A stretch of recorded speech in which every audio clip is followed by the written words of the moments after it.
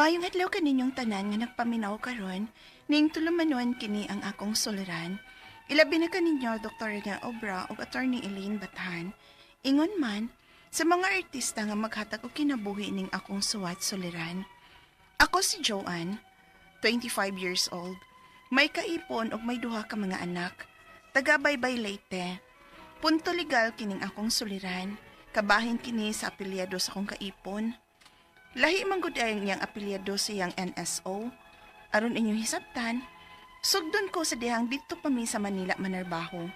Ingon ini ang mga panghita po.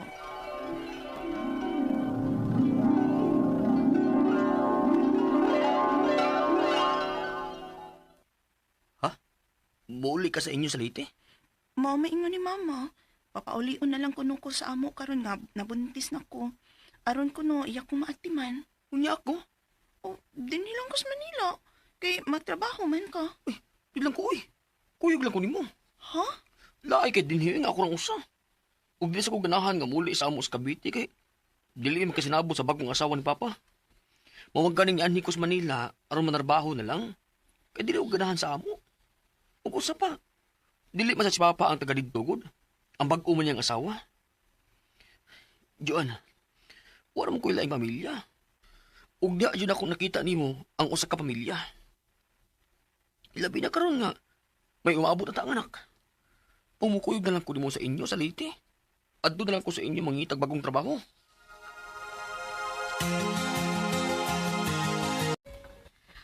Nakoy kapasudlan nimong trabaho re. Sa usa ka lending company. Nagkinahanglan sila og kolektor. Aw, kana ma. Bisan unsa lang gud aron makatrabaho na tayon ko bintas gamay pang tiyan ni Juan. Makamao ba kang magmotor? Aw, kamao kay ma. Kay may motor man si Papa sa amo sa Cavite. Iyam sa akong gitudloan. Mas maayo hinoon. Kay gikinahanglan sa imong trabaho ang makamao mo drive bisag motor. May motor bang ko diha nga tagsara na ko gamiton sukad ko mo retire. Kay nagkakaulakaw naman lang ko. Kung doon ako'y lakon sama sa pag-antos merkado, aron ka-exercise ko ba? Kana na lang mo'y gamita sa imo diyan nga pagtrabaho re. Salamat kay pa. Salamat kayo mga pa. Nga gidawat namin ninyo ni Ray. Ay, unsa pa may mahimo namo ni Ana Joan. Naanam na. May umaabot na mong anak ni Ray. Ang among buhaton ini, maong pagtabang ninyo nga makasugod mo uban unya sa among apo.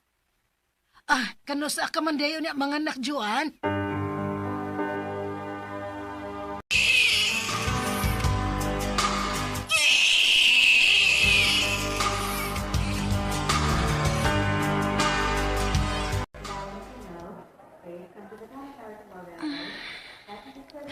Juan, Ray, nanalaki ka. sorry kayo ha. Nga nadugay jud abot ha. Wa ko siyang pagbati. Kilayo kay kong area sa koleksyon ng gud. Okay lang.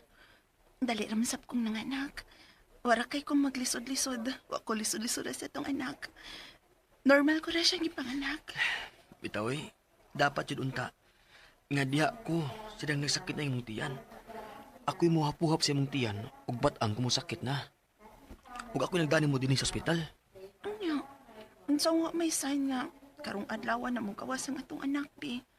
Sa pagikan nimo ganihang buntag, wa man gid ko'y pamati bisag unsa. To di ay dinhi na tong nurse. Nangutan na kung unsa ato ipangahan sa baby. Ug nangayo sa ato mga birth certificates. Ha? Ay, may problema ra ba ko sa akong apelyido da? Nga naman di ay Ray. Ang buti na unsa na akong inis ko. Nga, nagdamag ko sa apelyido sa akong stepmother. Unsa?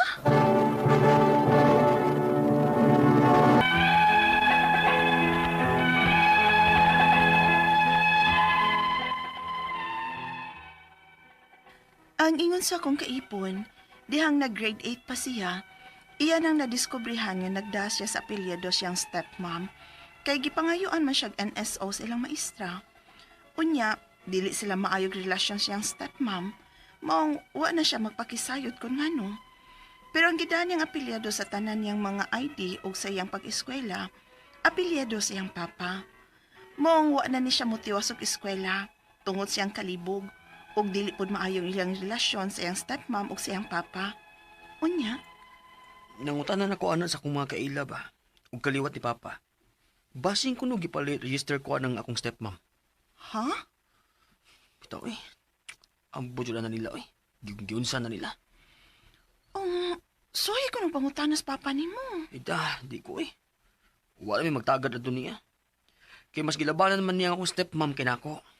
Unya, unsaon man na nato ang apelyido sa tong anak-anak ron? Ako nang ang apelyido ipadana to sa baby. Iyo Akong apelyido na lang. Ha? Ang ako na lang apelyido nga akong gida sukal pa sa una. Ang apelyido sa akong papa. Kay mao naman gyud nang akong identity sukal pa sa una. Sa records na ako sa akong pag-eskwela o sa akong mga ID.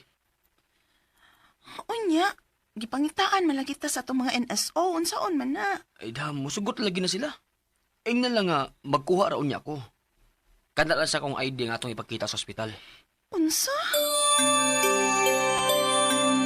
Uy, naunsa man di ay na si Ray.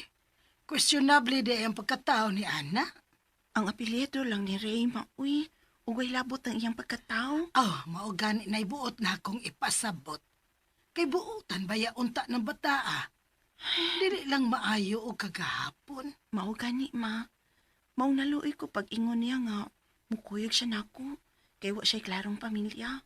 Ay, unya, unsaon man na ninyo ron ha, Joan?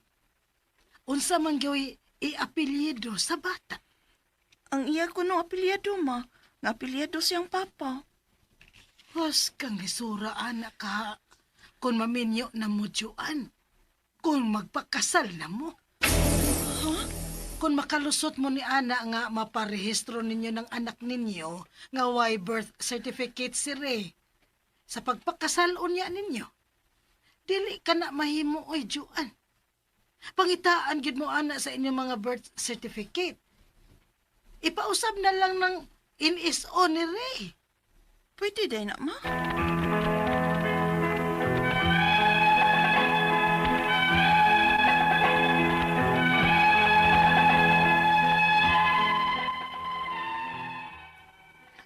Duha ng anak namo ni Ray, ug nagdaki ni sa apelyado niya nga apelyado siyang papa, apan dili sa apelyado niya siyang NSO nga apelyado siyang stepmom. Ang ako mga pangutana mao kining mosunod. Unang pangutana, ang akong kaipon, sukat pa kaniadto, nagda sa apelyado siyang papa. Pag grade 8 kuno niya, nga gipangayuan siya og NSO sa eskwelahan, apelyado man kuno siyang stepmom ang iyang gida, ngano man kahat ni. Ikaduhang pangutana, ang mga ID sa kong kaipon ug sukad sa pag-eskwela niya, apelyado na sa iyang papa ang iyang gida. Pwede pa ba nga mausab ang iyang apelyado sa NSO kay apelyado raman ni sa iyang stepmom? Ikatulong pangutana, kung pwede pa man ganing ipausab, mga pila masab ka ang gasto. Dito ra ba ni siya marehistro sa Cavite? Kinahanglan pa ba nga adto ni namo asikasuhon dito o pwede ra diri sa baybay? Ikaw pa to katapusan. Kung pananglit, magpakasal mi karon. Unsa man nga apelyado niyang among sundon? Ang naa sa NSO ba? Kaya ang apelyado ra ba sa among mga anak, ang apelyado sa iyang papa? Palihog, tabang yung tambagi ko. Kini ang akong suliran, Joanne.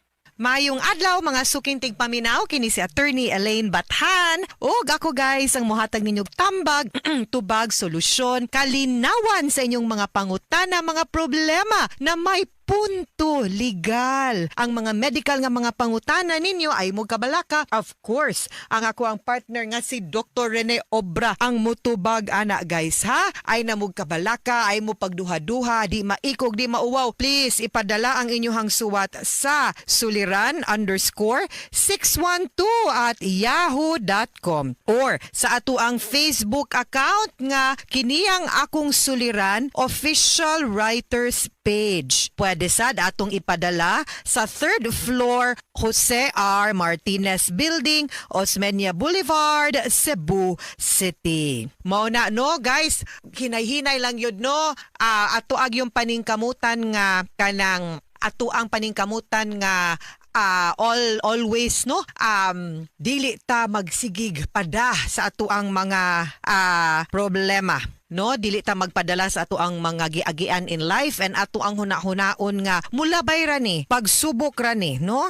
Nya dili gyud ni ingon nga permanente, no? Tua lang gyud ani is that at the end of the day mahuman ra gyud ni, naa ra gyud ni kahumanan o kasulbaran gyud ang tanan, no? So dili ta maguol, no? Atong paningkamutan nga ato ang mga problema dili nato maapektahan ang ato ang panlantaw sa kinabuhi kay apil man gyud na guys ang ato ang mga problema, no? So ay mo kabala ka, smile, dasig, ampo, hugti ang inyong pagsalig ug pagtuo, ayaw ka discouraged dayon, no? Munang naaning ato ang programa kay amo man sa guning gipaningkamutan para mapahibaw sa inyo nga huy dili ra gyud kamo ang naigi-agi ang mga problema, kitang tanan ay mo pagtungas Attorney Elaine way problema naataw naagyod di gyud pwedeng wala, no? So padayon ta ha, ayaw gyud og kawa og pag-asa, lami maghapong mabuhi guys, no? So padayon, thank you di ay kaayo sus kanang mga nag-like ug nag-follow nako sa Facebook ba, makakita gyud mo no nga halos nilapas gyud ko sa kasimana akong birthday celebration, June 24 akong birthday, pero lami kay paminawon nga daghang tag mga higala, daghang kaila, daghang grupo nga nagpangga nato. Muna usay laing adlaw ang amo ang pagtapok, pagkita og pag-celebrate. Pero thank you kayo sa tanan nga nag-like ug nag-follow sa Elaine Tantengco Bathan nga Facebook account nako, ug sa mga nang-like, nag-follow, nag-greet pod nako on my birthday. From the bottom of my heart, I am very grateful and thankful, no? Maski wa mo kaila nako siguro, no, ang uban wa kaila, pero I am grateful and thankful kaayos kaninyong tanan. Letter sender karong adlaw si Joanne, 25 years old, na ay kaipon, naapod siya duha ka buok anak from Baybay, Leyte. Legal kini. Kisa may taga Baybay, Leyte. Akong estudyante sa una sa USJR School of Law, si Aldrin Palermo. Naanas Baybay Leyte, I think, no? Hi, Kaz. Kumusta ka? Unang pangutana niya. Ang iyahang kaipon, sukad pa kani adto, nagdala sa apelido kuno sa iyahang papa.